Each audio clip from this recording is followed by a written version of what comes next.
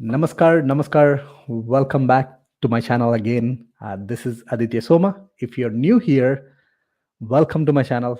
Again, I'm an investor. I buy small multifamily, single families, do BRRRR strategies here in Windsor, Essex, and buy pre-constructions. And also, I'm an active real estate agent, and I have a team of agents. Our team name is Win City Real Estate Team, where we help other investors, first-time home buyers and sellers, to achieve financial freedom through real estate. So if those are the topics that you're interested in, then you're at the right place. So welcome to my channel. And again, I believe we do this lives every Thursday 7 p.m. for a reason, because personally I believe, I wish I had someone that I can ask questions that I have in my mind, because it's so many concerns that we keep for ourselves will stop us from achieving financial freedom. That's the reason I started this live. So I do this live every week. It's for you. So you come in, join me live, and ask me questions. Any questions you have related to real estate, good time to buy, good time to sell, what's going on in the about interest rates, what's is the market in Canada going to crash, what's happening, all those topics. Any questions you have, let me know in the comments below. So if you're joining for the first time, let me know what's your name, where you're joining the live from, so that I know I'm talking to you, because this live is for you, to help you to achieve financial freedom through real estate. And that being said, guys, we have a giveaway going on. This is something that is very close to me, because we are giving away three of my favorite books that actually I read, and I started with those books, and those are the books that really set the solid ground for me about the financial freedom. And it gave me the mindset that allowed me to achieve the lifestyle that I have right now. Because without these books, I would not have been where I am. So that's why, like, I'm giving away these books for you guys for free. It's a giveaway contest. So there will be a link. If you see in the comments, there is a link. If you click that link, it will have some instructions what to do. So if you follow those instructions, you could win those books for free. And those are my favorite books, so I picked those books, I read those books, and those books changed my life, and I believe it will change your life too. So um, again, don't forget to hit that link there, and let's start with one of the hot topic that is going on. What's going on in the in Canadian real estate market? Is the market going to crash? Because the interest rates just have the just Bank of Canada increased the rates by 50 basis points, which is highest in last the highest increase in last 22 years. So it's crazy. So one of the highest increase ever happened in last 22 years. And they're saying that they're going to increase another 75 to 100 basis points in coming 2 months, by end of June. So I'm just coming from an event that is conducted by RBC, where they were predicting that it's gonna they're gonna increase this 75 basis points to 100 basis points, which means your the interest rate's gonna go up by 0.5% to 1% in 2 months down the road. So how is that going to impact the market?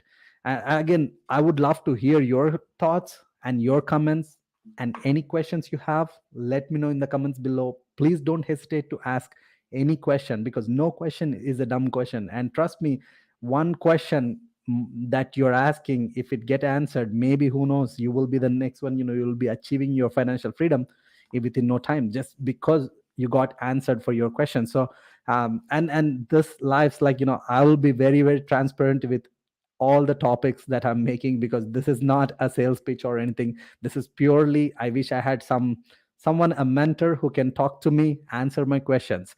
So from a wholeheartedly, from their experience and their knowledge gained through the doing things and learning things and networking with the high net worth individuals, and learning from all those things. And someone I wish shared with me when I'm even younger. And of course now I'm still young, but again, I'm talking about like when I'm 18, 19, 20, 21. So that's why I'm doing this live. So make sure, take advantage of this live and ask any questions you have. So let me quickly check here in the comments. I see the link is not working. So let me ask my assistant here to Amy, can you please double check the link and repost the link for the giveaway? Looks like the link is not working. Can you please check into it? So you will see a new link with that's going to work. Sorry about the wrong link here. Um, yeah, so that's a goal of this live. So please don't hesitate to ask the questions. And let me jump in here. What I learned from RBC event here, what they're talking about, the rates and their predictions, and how can you protect yourself, because some of you might be just looking to get into market. You've been waiting for years. You want to buy your first investment property or buy your primary home, or maybe you own a couple of properties, and now you're thinking, maybe like me, who are like who own a couple of properties, now thinking how to navigate, because now they're saying the interest rate's going to go up. That means, is it going to is the property value is going to drop? So those kind of concerns that I'm going to just few thoughts, a few opinions that I have, I'll be sharing today's live. So let me start with this. The first thing, why is this craziness happening? Why the interest rates are going up? So few points that they were discussing is, one of the reason is because of this Ukraine war. It's causing a greater effect on commodities like copper, oil. All this commodity prices are going up. So along with that, we are in one of the fastest inflationary times, which means, like, again, the inflation is growing rapidly. So any groceries that you are buying day to day, like milk, oil, or all this, like, day to day activity, day to day commodities that you're buying in, the prices of them were different 3 years ago, 4 years ago, and now it gone up crazily. Generally the inflation has been there for years, like inflation is going up every year, but like right now it's rapid. It's way more than what it's supposed to be. So now, the Bank of Canada thinks that to one of the way to control that is by increasing the interest rates. So that's the reason they're increasing it. And again, they did a survey on how this could impact in Canadian homeowners. So they said, like, from their survey they found out that out of 100 Canadians, probably like 57% of Canadians, they said it might impact their the plan of financial plan, with the payments going up. And 22% of people said they cannot afford it all. So 57 are like kind of in an iffy position. Oh, we just need to lower our expenses, we need to do this so that we can still continue to pay those higher interest payments for their it is not only just on the mortgages, because in Canada for last few years, a lot of people have solid equity on their properties. So they leverage that equity and bought different things, like it could be buying spending money into their business, or buying a boat, or buying a car, or different things. They accessed their equity and spent on different things. So now, it could be the credit cards, line of credits, all this debt they have accumulated. So now with the interest rates going up, it will impact on every area. It's not only just the mortgages. So now their payments on every debt that they have will be going up. So 22% of people said they cannot afford, which means, like, that means, personally, I feel it should impact on the market. It might impact on the market. The prices might either go down by like 5, 10, 20%, or we will definitely stop seeing that crazy increases. Definitely, again, that's my opinion. I could be wrong, I could be right. This is just my opinion. Again, I would love to hear your opinion, what you guys think, what you guys seeing. I think, at least for next year or two, we might stop seeing the appreciation. um, because with this crazy things, the interest rates, the payment on the buyers is on the borrowers has increased. And that being said, one of the thing, also a positivity, that a lot of people are unsure. No one can 100% tell surely that property prices will drop. They cannot, because Canada haven't, the immigration has kind of paused for last 1-2 years because of the COVID. So now they're bringing in 1.2, 1.1, somewhere around 1.2 million new immigrants to Canada, who are well qualified people, who is going to come in and work here, and wants a place to live. They're going to be renters, they're going to be homeowners. So the demand is going to still come in. So there is more demand coming in. So that's one reason why people are not cannot tell 100% it's going to go down. But one thing we can tell for sure, it's going to stabilize, because a lot of people going to hold back. Oh, now I have now the interest rates are going up. Maybe now I can see some drops in the price. I want to buy only once the drop happens. So we will see those kind of people, and we are seeing already currently. We haven't seen, at least in Windsor, the prices haven't dropped, because the average home price in February was 700 and in March was 723. I'm waiting for the April data. Probably by end of this month I'll have the data. So next week live or upcoming week live, I'll be sharing April month data. So at least from February to March, we haven't seen the drop in the prices, but what we have seen is the number of properties on the market went up, increased, because a lot of investors are homeowners who thinks that they cannot afford anymore the higher payments, who already over leveraged themselves. They use their equity on buying some different things, or invested into stocks, invested into whatever, right? Like everyone have their own strategies. So they use their equities. So those are the people are like, oh, you know what, if the interests are going up, now let me sell, let me take my money out, so at least I don't have to worry about my debt. So that's one reason we are seeing more inventory going up, and also the number of buyers are less on the market. So before, every property used to get ton of bidding wars, and now we are seeing this across Ontario. The number of offers has gone down drastically. Again, in Windsor, some nice pockets, nice properties are still getting the bidding war, but like average homes, probably like 2-3 offers, and some of them are like that are not a great location, or not a great property, or not a right price, whatever reason, they're not getting offers at all. So if the seller is super motivated, now they're going to sell for lower price. So we have to start seeing the price sold for less than the previous month prices. Then we will start seeing the prices. Generally, the real estate takes time to see reflect that impact. So basically, again, my opinion, probably we might see some drop. But again, that being said, it could vary from different things, right? Like what you're buying into, what type of asset you're looking at.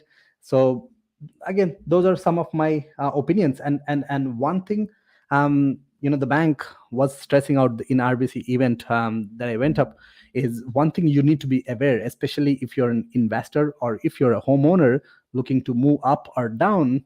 One of the thing that you need to be very, very careful is, let's say you're making an offer today to buy an investment property or to buy a primary home.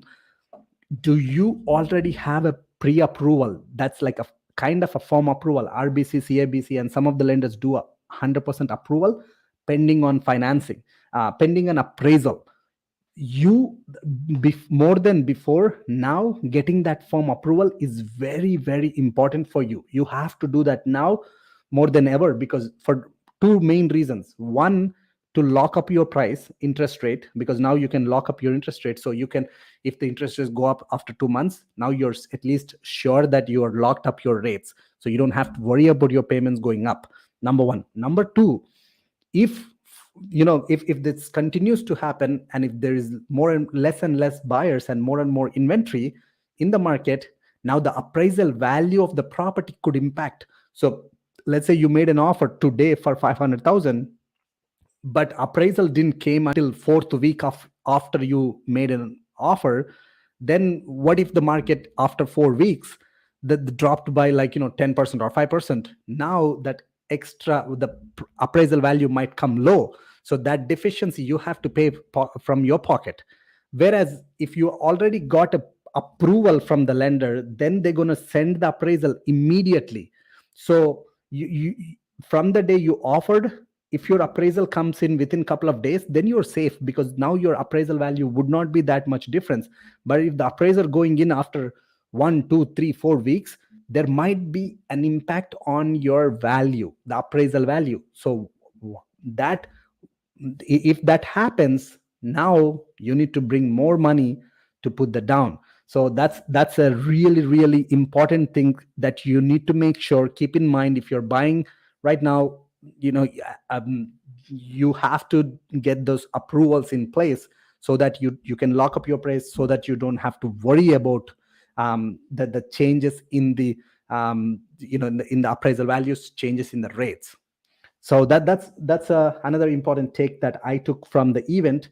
And one more thing that also, I learned here, like, lenders, before, for investors, especially with RBC, before, they never allowed for you to use a gifted funds.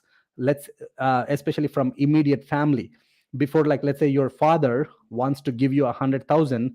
So now, if it's a primary home, you could use that money as a down payment. Until now, at least, I don't know any lender who allowed for investment property use that as a gifted funds. That funds has a down payment. But now RBC said they're going to allow up to 75% of the down payment. So let's say you're putting 20% on a 500,000, 100,000 down payment. You can borrow 75,000 from your parents. Only immediate family. That's where the condition they said. So if you're borrowing from immediate family, then you can still use it. So before, it was not a thing. So now that's some good news for investors who has family support coming in. So yeah, that's some of my takes. And I would love to now jump on the questions and answer your questions. And of course, we can talk more along while we are talking about the questions. So let me take the first question here.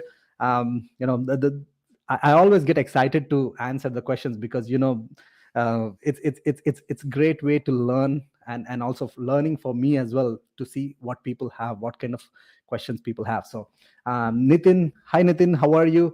I want to invest in real estate for rental, but I'm scared of raising interest rates. Can you guide me through, like, how I can plan it? So Nitin, I was just talking about this, right? Like, so number one thing, if you first of all, you got to look at your portfolio. Do you have any investments at all? Number one. And what's your goal? Why are you investing in? Because one thing, if you're looking for a short term returns, maybe then you got to be very careful. But if you're looking for a long term investment, and you're looking at cash flowing properties, then and you have enough reserve funds. That's another thing. Make sure you have some reserve funds. And make sure you lock up your rate. If you're scared about, like, the rates going up, if you don't have enough reserve funds, and if you don't have enough good cash flow, then you will get into trouble. So plan better. One, how much money you need. Two, what is your goal with this investment, like buying a rental property. Three, do you have enough reserve funds after buying that property if the interest rate goes up? Like, again, it's not going to be crazy. So if you look at 50 basis points, when the 50 basis point increase happened, if you're on variable, now your interest rate went up by $25 for every 100,000. So now do your math. And if you have a property that is making way more cash flow, then you're fine. But if your property is not making cash flow, you're already in a negative cash flow. Now this is an on top of it negative. Can you withstand?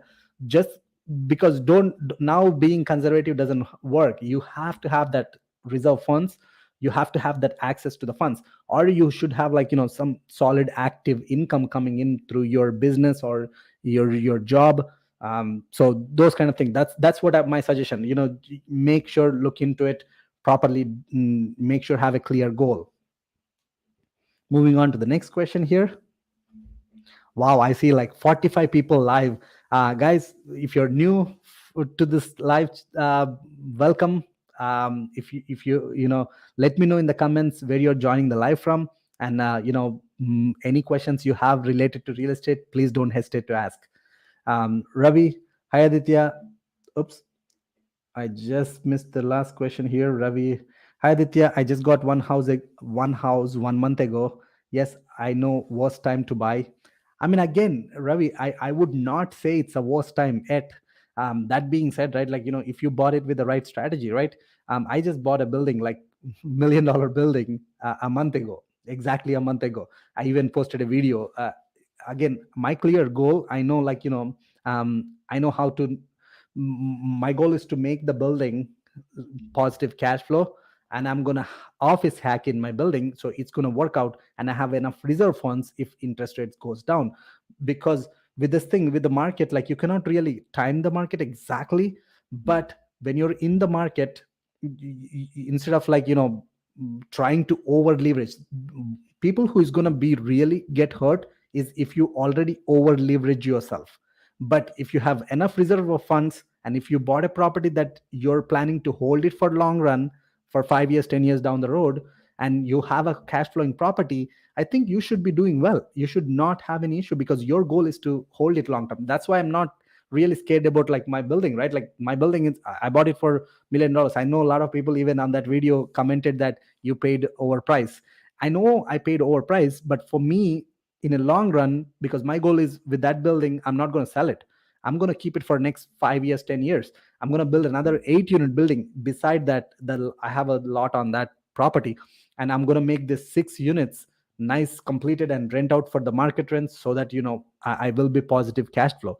So, and I have enough reserve funds if the interest rates go up. I always try to calculate, whenever I'm doing my mortgage calculation, I always put like plus 2% on interest rate on what I'm getting. So that way I know, even if the interest rate changes, I'm still safe. So that's what my thoughts. And if your interest rate is, if you have a fixed rate locked up at 2.8, then why do you have to worry if you already locked up for 3 years or 5 years? So in over the period, like over 3 or 4 years or 5 years, 10 years down the road, generally with this inflation, generally the real estate will go up. And even if it doesn't go up, if it just stays where it is for next 5-10 years, and if you're having a cash flow and your tenants paying down your mortgage, if you can rent your place without any problem, then you should not have an issue, because you're still making. I did a rough numbers. I think I made a reel in the past. If you just buy a home, whatever the price, let's say a 500,000 home, and you put 10%, 20% down, and your property income that is paying for all the expenses, if just the break even, right, no cash flow, in that case, in 25 years, you will be making 13% return on your money, without considering any appreciation. Just your property value stayed same. Because the biggest advantage with real estate is the leverage. You leverage your money, and someone else is paying your rents. So that's the thing. But with this interest rates, only thing you need to keep in mind is that increase in your expenses. So your income might not increase as much as your expenses, because in Ontario, the tenant law says you cannot increase more than 2% or 2.5%, somewhere around there. You cannot increase your interest, your rent more than that. Whereas if the interest rates going up, now if you bought a property that is in a negative cash flow, then, and if you cannot keep the property, if you cannot sustain, if the interest rate go up, then you're in trouble. So if that's the case, then probably think of looking into, maybe, hey, how can you liquidate that asset and maybe buy another asset which will be positive cash flow. So that I would look in that way. Moving on to the next question. Love it, love it. Great question. So keep coming those questions. I'll be live like till 8 p.m. So I'll be answering all the questions. I'll do my best to answer every question possible. Do you think the investors for real estate projects are all your investments solo? or do you work with investors? So I did work with investors in the past. Now it's been probably 1.5 year. I haven't took any investor because personally, like, for me, again, with my goals, I want to have a peace of mind because I'm already running around crazily with my sales business because I have a team, and I have to make sure everyone is living a better life. I want to help them to grow. I want to help our clients. So, and again, I got to make this content and a lot of things. So I don't want to take on additional layer of responsibility. That's why I stopped doing it. Instead, I started doing just taking private money for my projects. Like, I'm just taking private money. After I refinance, I pay them back my private money, so that I'm a sole owner of the property. So when there is no investor, again, this is my style. And I know a lot of investors who take in JV partners.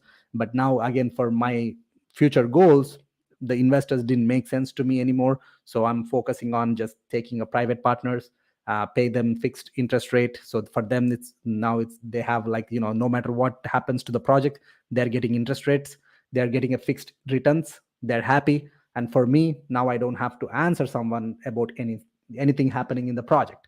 So that way, I have less responsibility and I can focus on what I'm good at. So that's why I'm doing so all solo. And I have partners who are like active partners with me. So yeah, moving on to the next question, which is eventually going to increase. Yeah, again, if you have a fixed rate, the rate you mentioned, Ravi, if it is 2.8 and if it's fixed for 5 years, then it should not. Because you locked up your rate for that interest, and that will be like, that's what fixed means, right? You're paying little bit premium than variable for a reason, because they already calculate all those things into account and they gave you the fixed rate. So fix it once it's fixed for a certain term, they're not going to increase it. If it's variable, then it will increase, because the variable is always based on the prime. What's the prime interest rate? If the prime goes up, then your monthly payment will go up. So moving on to the next question here, is it good to refinance? It depends on what's your goals, Ravi. Again, I just did a refinance on two of my properties because I want to have that access to extra funds. But what I did is I didn't take the mortgage. Those two properties, I had a HELOC. Like my primary home, I have a HELOC. So if I took mortgage, I want a reserve funds I don't need for my next investment property. So that's why I didn't take all the money as a mortgage. If I take as a mortgage, now I have to spend it. So that's something you have to look into in your personal situation. If you refinance, do you need that funds? You want to deploy somewhere else. If you have something to deploy and you're okay to pay that interest, then refinance. In my case, I didn't want to refinance in these two particular properties because I have a HELOC. I just want to have that reserve funds if I have a higher renovation cost on the project that I have going on right now, or if my interest rates go up, I have to pay extra interest because I have like multifamily where the interest rate makes a big difference. It won't be going just $200, $300. It's going to bring like $500, $1,000 up.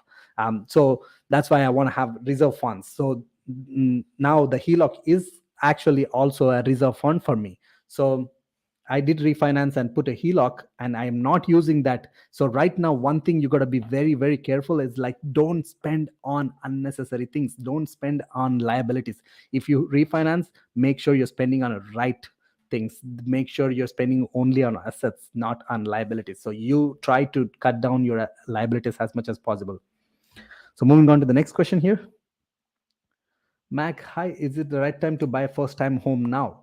So it depends, right? Like, depends on your personal circumstances. So do you qualify for a mortgage now? Because, personal situations can change over the period, right? Let's assume that, like, the market going to be stabilized now for next 2 years or 3 years. So when it's stabilized, it's a great time because last 2 years, people have been literally buying just whatever they can because they couldn't find a right property that meets their requirements, especially for primary home. Because you have this, I want this, I want this, I want this, like, you have a requirements that you want to buy a home with that meet those requirements. So before, when the inventory was super low, you didn't had that many options to pick and choose. But now with the inventory going up, and less offers on the market, so now you're getting that option. And if you're a little bit more smarter, maybe if you find those motivated sellers, where sellers has they have some other commitment, they have to sell no matter, even if they get like 5% down, 10% less, or 5% less on the price, then you're even more smarter. So now you locked up a property, you're buying a property for 5-10% down, because we don't know what's going to happen in next 5 months, 6 months, 1 year. Especially if your plan is to keep that property for next 5 years, 10 years, and you qualify for a mortgage, you have the down payment right now, then why to wait? Because the money will evaporate. If you have a down payment ready now and you qualify for a mortgage, we don't know what's going to happen with your qualification when the interest rate go even up. We don't know what's going to happen with your job market. Again, knock the wood, I'm not saying anything bad would happen, but again, anything could change, right? Or maybe you have this savings in your account and you have a itching, now you want to go buy a Tesla, or you want to go buy a Ferrari. So again, money could evaporate, right? So instead, definitely buying a real estate, again, buying it right, definitely helps in a long run. So moving on to the next question. C Sharp would love to invest in income properties. Is Toronto good market or elsewhere? So it depends on your personal financial situation, because I really mean it, because Toronto, if you're a beginner, you don't have any assets, you don't have too much income, then Toronto is pretty expensive for you. If you have to buy like a, let's say, a duplex that has 2 units, 2 rental units, and that can pay you at least positive cash flow, is very expensive, even with the drop of like 5-10%. I see that in Toronto GTA market, we have seen already a drop of 5% ish, or 10%, give or take. Even then, the prices are still expensive, where you'll not be able to make positive cash flow. But it's a great market, because that's the city where there are plenty of new immigrants coming in, where there is very, very, very low vacancy. So that means you're pretty much guaranteed that you have renters. Only thing is, with the conditions being, you will have that negative cash flow, you will have that, you need to have that reserve funds, and you need to qualify for the bigger mortgages, because the prices in GTA are much higher than in smaller cities like Windsor. So you got to look into those things. If you're financially solid and you love to have a something solid location, then of course GTA is the best option. But if you're financially not so solid, you cannot afford, with that price point, if you cannot qualify for, then looking into a alternative cities is a better option. Moving on to the next question. Think rich. Yes, definitely. That's a mindset you need to have if you want to have live a free life, financial free life. What would you prefer for yourself, variable or fixed? As an investor, I always love variable, even with this craziness. Personally, again, this is my personal opinion. Again, everyone is made differently. You got to know yourself better. And again, thanks to books. So that another reminder, we are giving away 3 of my favorite books that changed my way of thinking, changed my life literally 360 degrees. So we are giving away those books. So you can enter into that contest. There is a link in the comments saying giveaway for 3 books, my favorite books that literally started my career, with those books. So those books you can win. Just click the link, follow the instructions what there, and you will be able to win that books. So going back, I know myself, and personally, I can take a little bit of risk of, where if the interest rates keep going up, I'm okay with that interest increased rates. So, but I want the flexibility. I don't want to have a bigger the penalties, because with the fixed you have a higher chance for higher penalties. And also you will be starting with a much higher interest rate comparative to variable, because for variable generally you start 1%, give or take. Again, every lender is different, less than the fixed rate. So you're starting low, and if the until it's low now, I'll be still keeping it. And if it keep going up, maybe if I'm not going to sell that property, or if I'm going to keep it, then maybe I have an option to turn it turn it into fixed at that point, because I'm always active learning what's going on in the market. So for me, it works. The variable always works. So personally, I always prefer variable as an investor. So moving on to the next question. Minion games. No clue what that game is, but sound name sounds interesting. How can you invest or buy your first property if you haven't been working full time or at least 2 years? So it depends on if you have permanent residency, or if you have status in Canada, and you have, even if you're working for a company for last 6 months, you will still qualify. There are lenders who will qualify you for mortgage.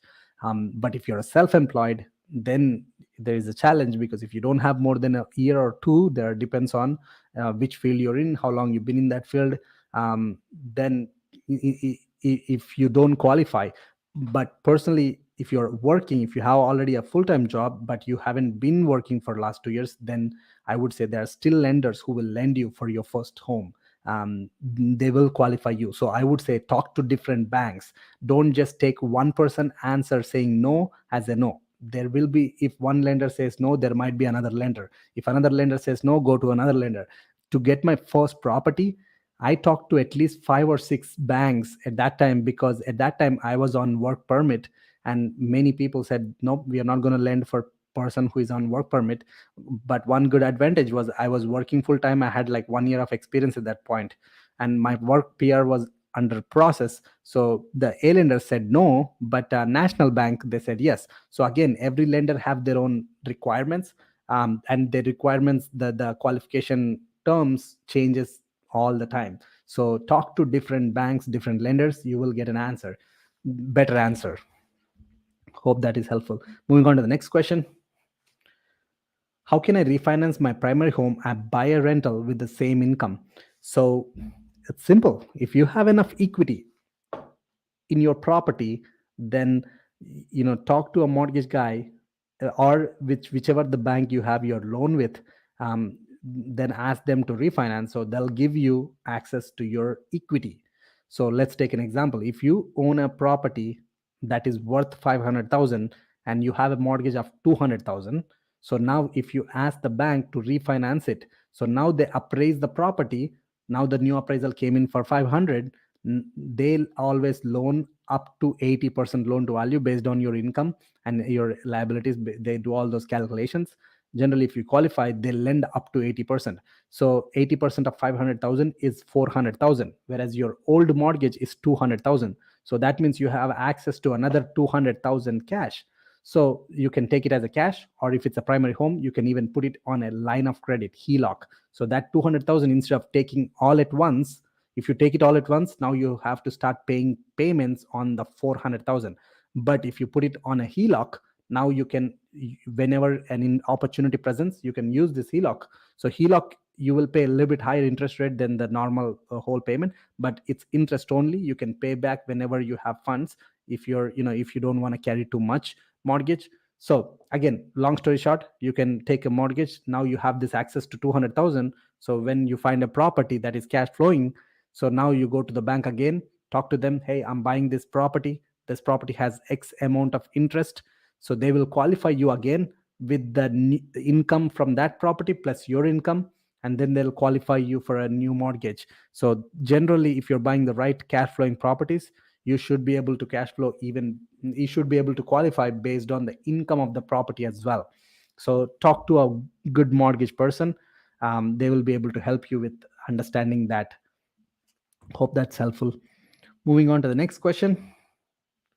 Bro, I just sold my townhome. I'm looking to get into multifamily with a BRRRR strategy. Would love to do a partnership. So, first of all, congratulations, Nasi. Um, mm, Kudos to you. That's a good move, I personally say, because now you sold those houses, and now moving into the hotels, like multifamilies, right? Like, so that's a great strategy. From a monopoly game, love it. And buying something BRRRR strategy is even more fantastic. So a partnership, it depends on, personally, again, I would say send us an email. I'll put the email and phone number in the chat. again, I was just saying in the previous, someone asked me, do I do with partnerships, JV partners? Generally, personally, I don't do. I'm not doing JV partnerships. But again, maybe we can help you to with those strategy as a realtor partners. So because my team here in Windsor Essex, we are pretty good with the investments, selling and in buying. So we can help you with all the contacts, help you with the BRRRR strategy, help you with the multifamily. So reach out to us. More than happy to partner in that way. So moving on to the next question. Mac, generally, how much drop is expected and till how long? Good question. Again, it's like I was just mentioning earlier, right? With the new immigration coming in, so the demand is still going to be there, but with the interest rates, the qualification is going down, because now the people has to qualify for different rates, because the qualification became a little bit more tighter. So if you would have qualified for 500,000, now you're qualifying for 475,000 or something like that. So the lower it becomes, so that means we can expect that, like 10% or 15% or 20% drop, depends on the how much the demand goes down, and how much is the inventory going up. As of now, at least in Windsor Essex, we haven't seen the drop. And in GTA, I was talking to a couple of my good friends who are realtors in GTA.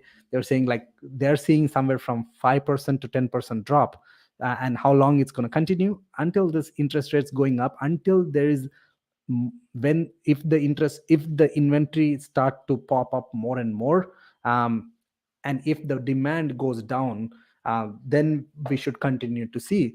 But again, hard to, there is no crystal ball, because if I have a crystal ball, I would sell all my properties right now and just wait for that drop to happen and then go buy again, because now I made that money, right? But I don't have a crystal ball, honestly. But I want to know what you guys think. How much percentage do you guys think going to drop?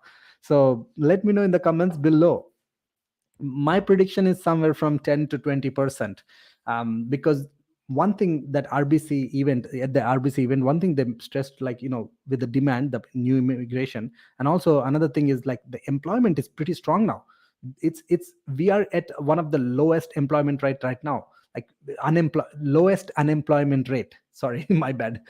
So everyone have jobs, everyone is have money right now sitting in with cash in hand.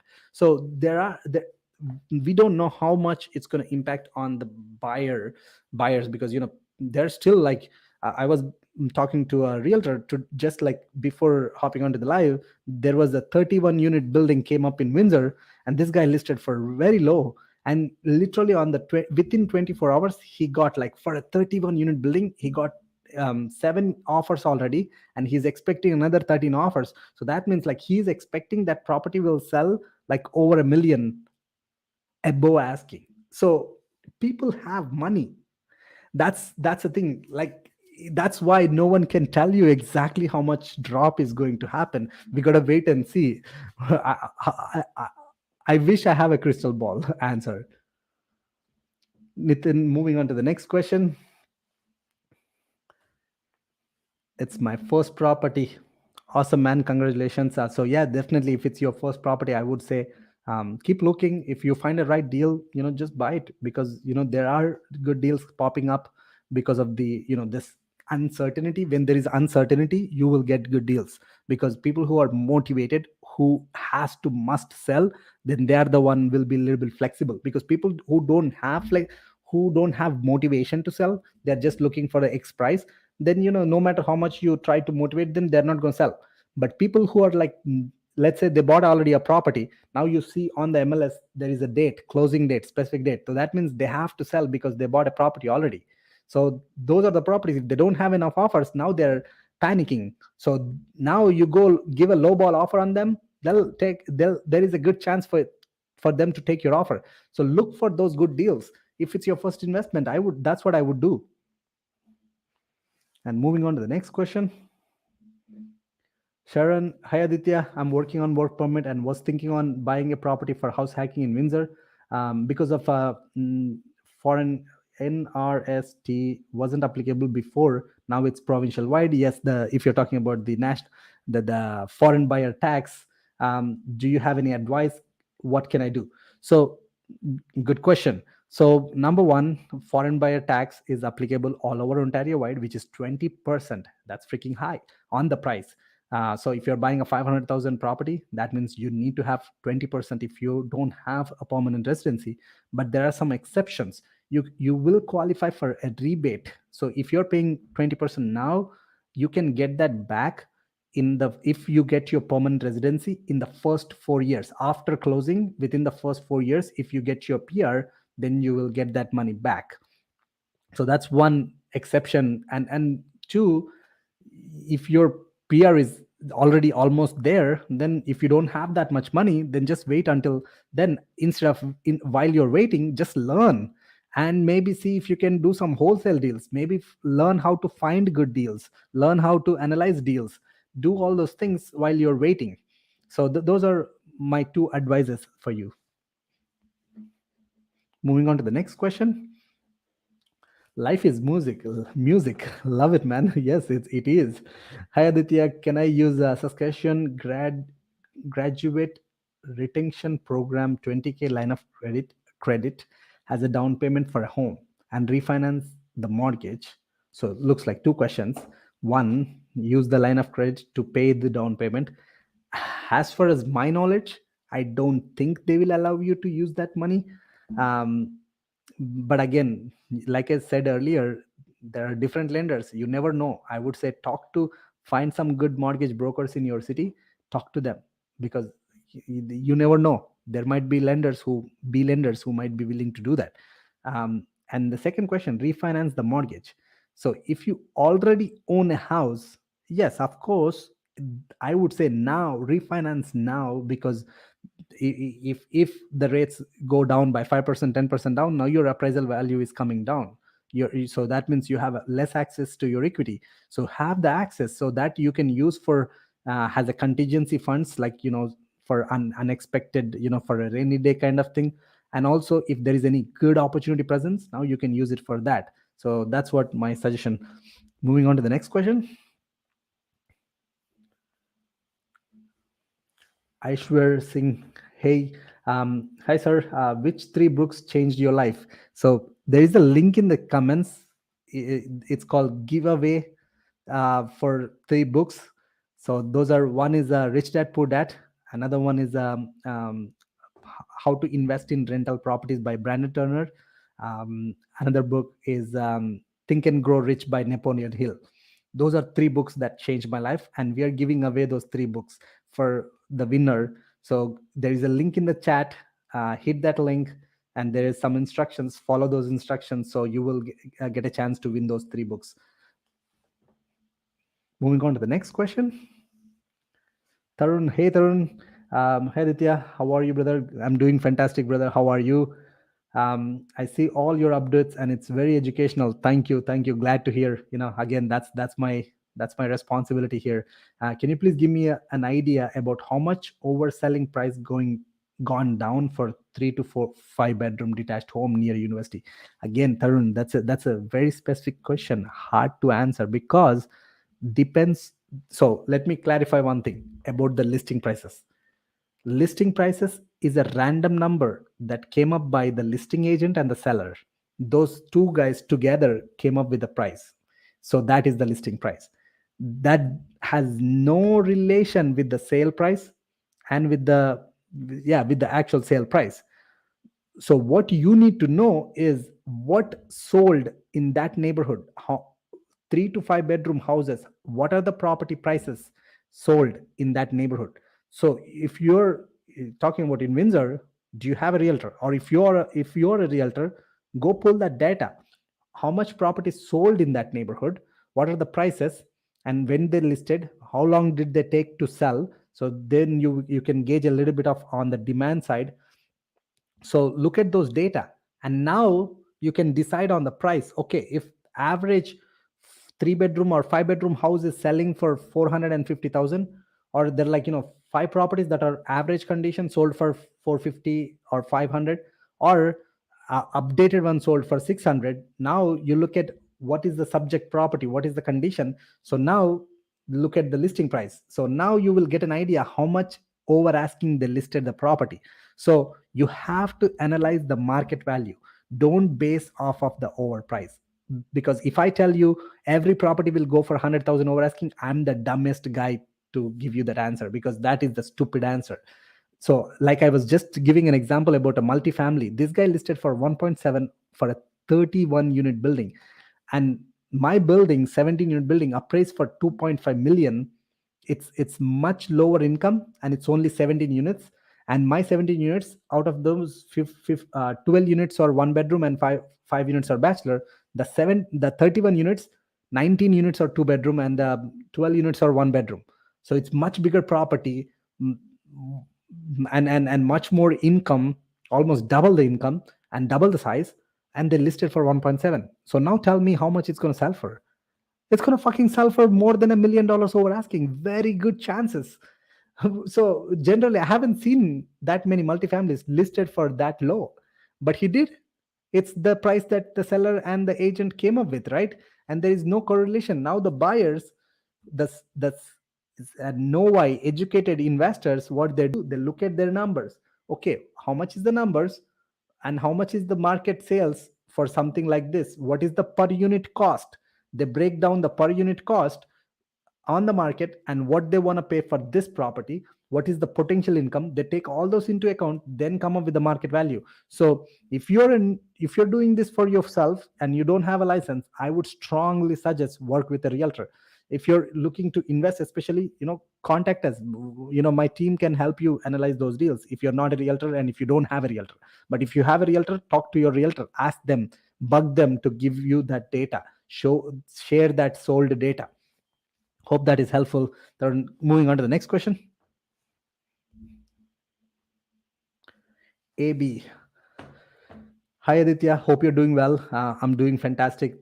Thank you for asking. What's the minimum down payment to buy first home who are on work permit status? So I was just telling, like, generally it's 5% or 10% down, but now you might have to pay the foreign buyer tax right away. And then you might get rebate if you get a PR. So that foreign buyer tax is freaking high, 20%. So that's, again, the new regulations kind of hitting on people on work permit. But again, once give a call to a lawyer, if whichever the city you're working with, talk to realtors, and ask them for contacts for a lawyer, and get in touch with a lawyer and ask them, because there are some certain exceptions. Even I didn't get a chance to go through the whole proposal about the new 2022 budget plan, and also the whole changes for the foreign buyer taxes. I try to get as much as information. As far as what my understanding is, only exception for who are on work permit and study permit is you can apply for rebate if you get your PR within 4 years. So moving on to the next question. Love it, man. Love it. A lot of questions. I really love it, because keep those questions coming in, and I'll be live for another like 7 minutes. If I didn't get a chance to answer your question, please forgive me. We'll do this live every week, so take this as an opportunity. And also, like, if you know any of your friends who are interested learning and have so many questions about real estate, bring them on to this live. Let's talk about your questions and concerns that you have. Again, by no mean I'm not a super expert. I just know what I'm sharing, what I know, what I have done, what I learned from other people, and from by doing for myself. So at least, and also I'd love to hear your thoughts and all, or your opinions, so that I can learn from those as well, and everyone else can learn. So hi Shiva. All the situations are indicating that market will go down, and it's already started in some areas in GTA. The prices are 10% down. Yep, that's what we are just talking. Yeah, that's what we are seeing. um, Thank you for sharing your opinion here. Moving on to the next one.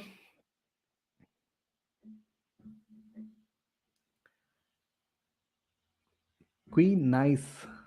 If you use private money and refi out to pay out higher interest rate, is there a maximum amount of property banks will loan on? At least say 5 properties or and up. So it depends on, because this is one thing, right? Like, when do you get max out? So there are, especially the A lenders, they will max you out. Like for example, RBC, they max out if you have total 5 properties. After that, they stop lending you.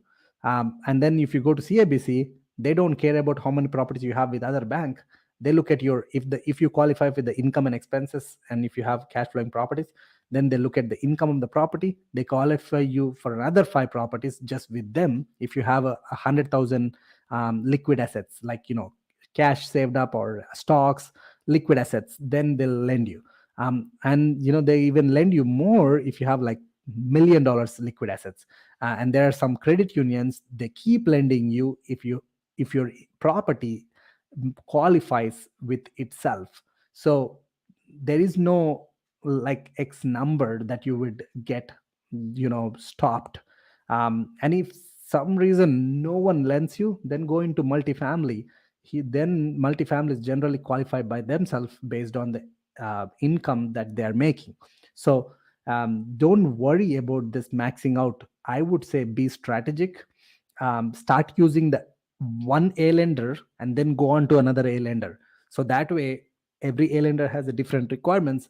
So try to max out. That's my personal suggestion I got initially. And if you're like wife and husband investing, or spouse, common law, or boyfriend and girlfriend are investing together, whichever way, don't put both of your name on the title. That's one suggestion. Like if you can qualify by individually, go do it individually and buy another one with the other partner. That's what I did with my, I didn't put my wife until now I started to put my wife on.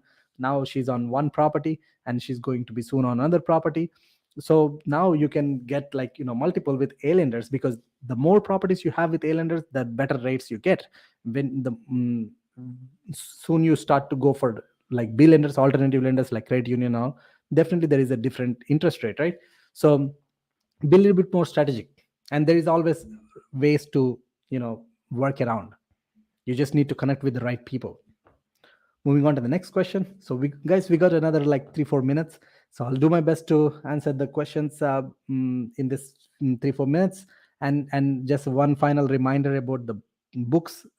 3 books giveaway, my favorite books that changed my life. So make sure click that link. And also, like, I want to just give a quick announcement. Like right now I'm working with a realtor in Edmonton. We have a pre-construction project that I just came across my desk. If anyone interested in buying a pre-construction at detached homes, starting from low 500s, and you have even option to put a legal unit in the basement with an extra cost on top of it. Um, and the location is literally 5 minutes from the airport, Edmonton Airport. So pretty good location. So if you guys are interested in that, send us an email. I'll put the email in the chat, info@vincityrE.com, and the phone number there. So just in the subject, say pre-construction Edmonton, so that we can send you the package. Again, we only have like, I think 40 units right now.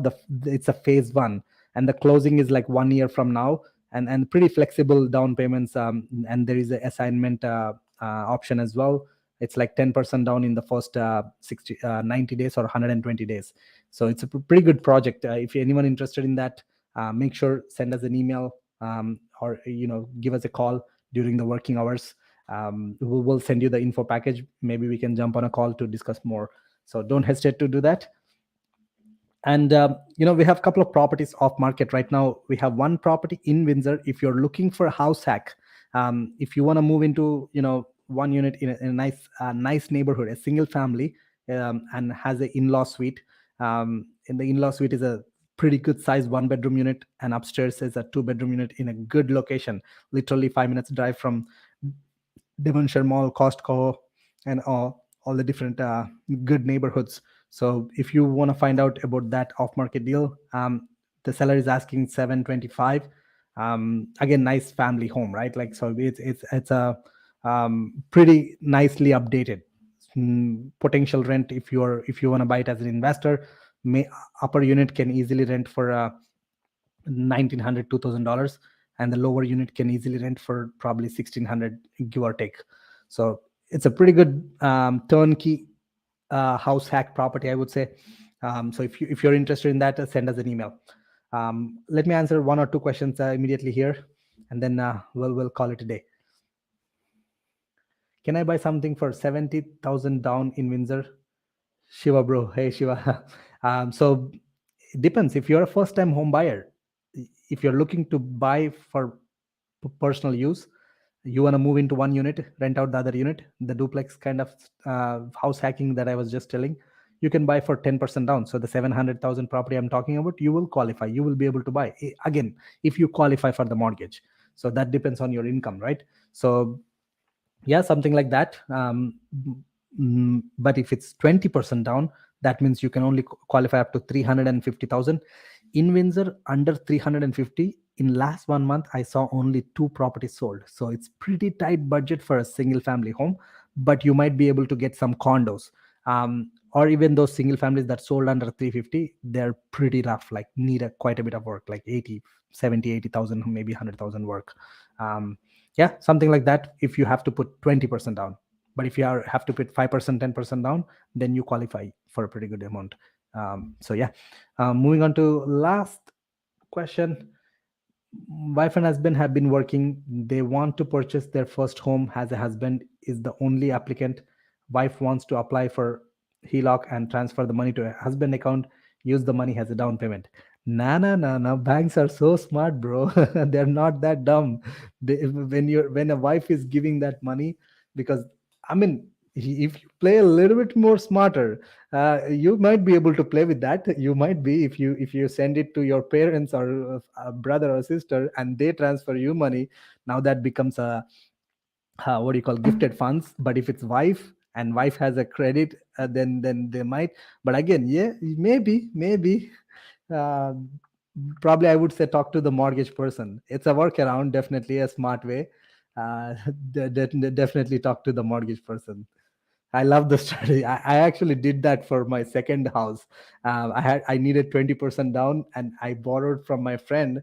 I put the money like before 3 months before, because generally the banks look at only 3 month statement.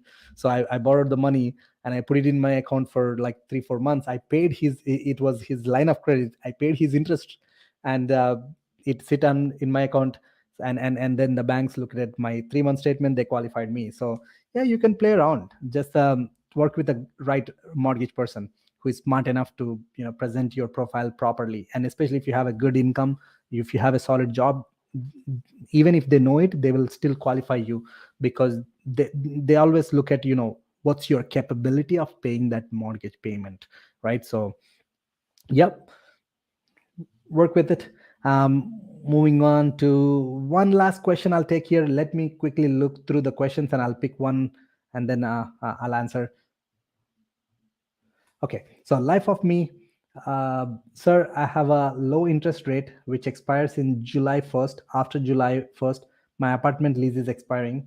Low interest rate, an apartment lease is expiring, and I need to get a new mortgage. Should I panic and buy some house before? Okay, hold on.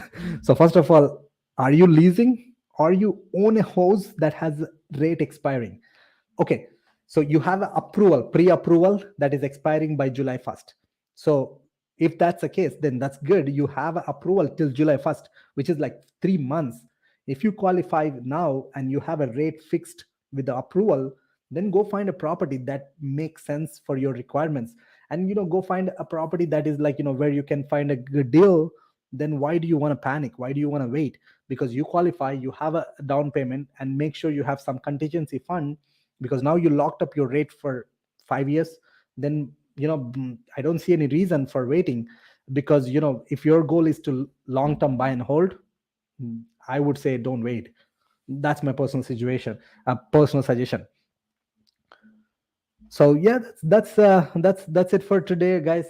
Thank you so much for all the great questions.